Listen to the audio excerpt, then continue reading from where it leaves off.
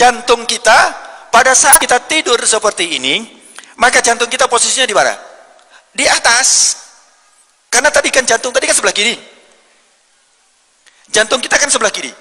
Terus kemudian kalau kita miring ke sana, maka jantung kita di bawah, paru-paru kita di atas. Sehingga di saat memompa, di saat paru-paru memompa untuk ekspirasi dan inspirasi, itu menekan daripada jantung. Bagaimana Rasulullah sallallahu alaihi wasallam mengajarkan agar tidur itu sehat? Padahal kita tahu bahwa zaman itu 15 abad yang lalu belum ada kedokteran yang secanggih seperti saat ini. Seperti pada saat ini kita bisa melihat apa yang ada di dalam tubuh kita dengan alat-alat yang cukup canggih, terus berkembang. Dengan semakin berkembangnya alat-alat ini, dengan semakin berkembangnya alat medis ini, semakin membuktikan, semakin kita kagum kepada apa yang diajarkan oleh Sayyidina Muhammad Rasulullah sallallahu alaihi wasallam. Mengapa demikian? Karena apapun yang dilakukan oleh Rasulullah sebenarnya adalah merupakan semuanya itu petunjuk dari Allah Subhanahu wa taala. Tidak ada yang dilakukan oleh Rasulullah kecuali dalam keadaan dikontrol oleh Allah Subhanahu wa taala, termasuk segala kegiatan, termasuk makan, tidur pun itu diatur oleh Rasulullah sallallahu alaihi wasallam. Setelah diteliti pada saat ini bagaimana seseorang yang tidur dengan baik, bagaimana hubungannya dengan organ-organ yang ada pada tubuh kita. Rasulullah sallallahu alaihi wasallam dalam satu hadis dia menyampaikan bahwa berbaringlah di atas rusuk sebelah kananmu. Apa hikmah di balik itu? Sampaikan oleh hadis riwayat Bukhari nomor 247 dan Imam Muslim nomor 2710. Ini beliau melakukan tidur dengan cara rusuk sebelah kanan berada di bawah. Sebelum kita praktekkan bagaimana cara tidur Rasulullah, insya Allah saya akan praktekkan di sini bagaimana tidur beliau. Jadi posisi kita di saat tidur adalah ini harusnya ngadep ke sana ya, harusnya ngadep ke kiblat.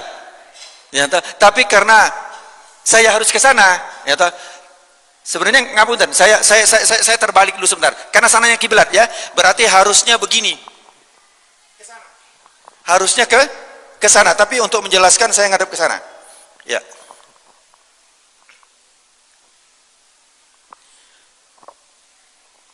Anggap sana kiblat. Ya, kita contohkan sana kiblat. Jadi tidurnya kenapa miring ke kanan? Pada posisi miring ke kanan, kita perhatikan dulu paru-paru sama jantung. Kalau otak saya nggak kupas, nanti lebih rumit lagi. Untuk kenapa orang tidur itu bisa fresh, orang tidur itu bisa nikmat, orang tidur itu bisa kembali pulih, tidak capek, karena otak kiri itu bekerja lebih berat dibandingkan dengan otak kanan. Karena berpikir otak kiri itu menghitung jarak, mengukur, itu macam-macam, itu sebelah kiri. Sehingga posisi kita tidur seperti ini, saya contohkan dulu ya. Jadi kita tidur, tangan ini diletakkan di pipi, ya, tangan diletakkan di pipi di sini. Kemudian kenapa kita miring ke kanan? Nah, satu otak kita yang sebelah kiri itu berada di atas, sehingga tidak ditekan oleh otak yang sebelah kanan, sehingga dia lebih enteng nanti selama proses daripada tidur itu. Kemudian yang kedua, secara singkat, ini saya harus cepat ini ya, nggak apa-apa ya. Jantung kita pada saat kita tidur seperti ini, maka jantung kita posisinya di mana? Di atas. Karena tadi kan jantung tadi kan sebelah kiri. Jantung kita kan sebelah kiri. Terus kemudian kalau kita miring ke sana, maka jantung kita di bawah, paru-paru kita di atas. Sehingga di saat memompa, di saat paru-paru memompa untuk ekspirasi dan inspirasi, itu menekan daripada jantung. Kenapa? Karena dia berada di sini. Bisa dipahami? Nah, jantung pun dia memompa yang 70 kali per menit itu juga terhambat. Kenapa? Karena ada yang membebani. Saya ulangi lagi, jantung yang berada di bawah, kalau dia memompa, apabila di atasnya ada beban yang juga memompa, maka jantung lebih berat untuk mensuplai daripada kebutuhan kita yang ada di seluruh ini. Sebaliknya, kalau berada di atas, ini paru-paru 1, 2, 3, ini jadi bantalan buat jantung, sehingga jantung mompanya lebih rileks, lebih mudah. Kemudian paru-paru juga. Nah, di saat tidur itu pernafasan kita turun. Tidak 16, 12, 14, ya tidak sampai 20. Turun. Kenapa? Karena ini tadi. Subhanallah.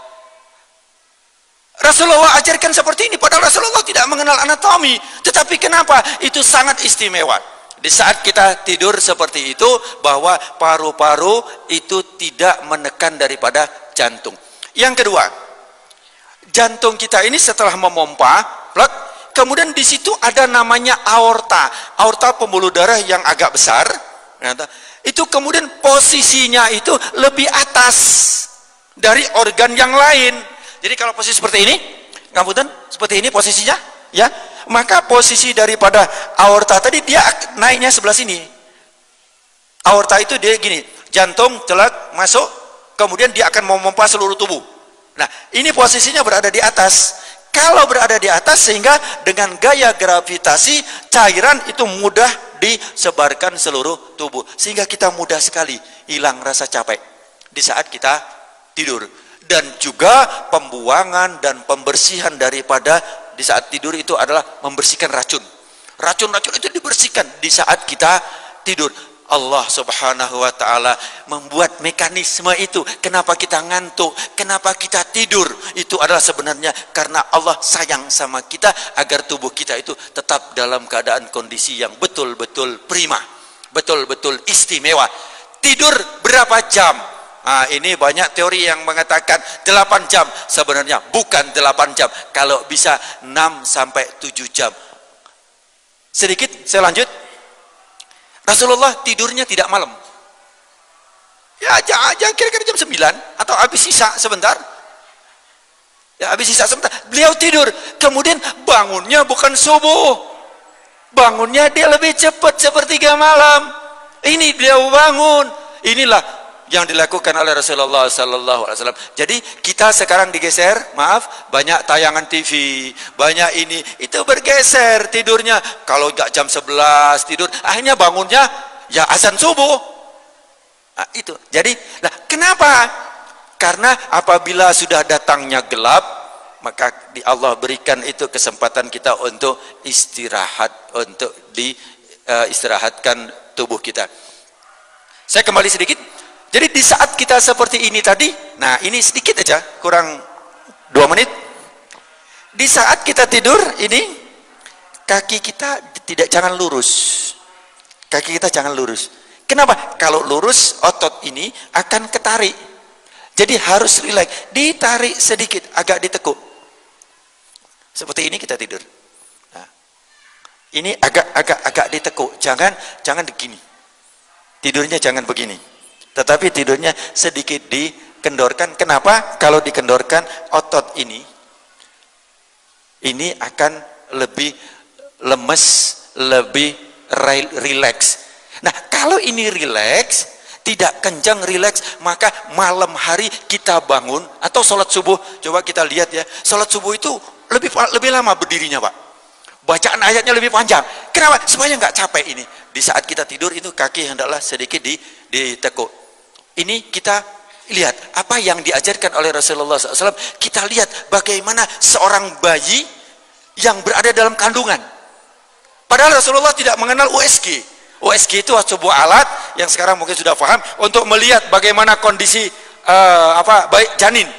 Bahkan janin yang umurnya 4 bulan, 5 bulan, itu sudah bisa diketahui ini laki apa perempuan, karena sudah dipakai USG tadi. Nah, bagaimana kondisi bayi yang ada di dalam kandungan? Itu juga seperti ini, bayi.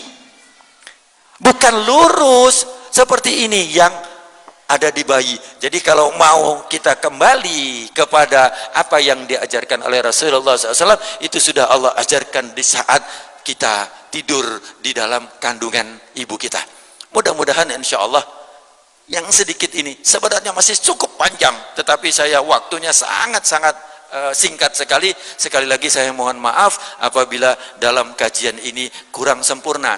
Karena apa? Masih banyak sekali saya belum menceritakan bagaimana kondisi mulut, kondisi hidung. Orang yang tidur telentang boleh saja, ya toh, tetapi biasanya di saat tidur telentang maka mulutnya terbuka, sering terbuka. Tapi kalau tidur miring mulutnya nggak terbuka. Jadi kalau kita tidur telentang begini, telentang begini, maka mulut kita terbuka, sehingga pernafasan tidak melalui hidung. Pernapasan melalui mulut. Kalau pernapasan melalui mulut, maka mulut kita akan kering. Bakteri masuk. Kita harus tahu berapa jumlah bakteri yang akan masuk ke dalam hidung kita per hari. 40 miliar yang masuk partikel ke dalam hidung kita. Allah Subhanahu wa taala siapkan bulu hidung.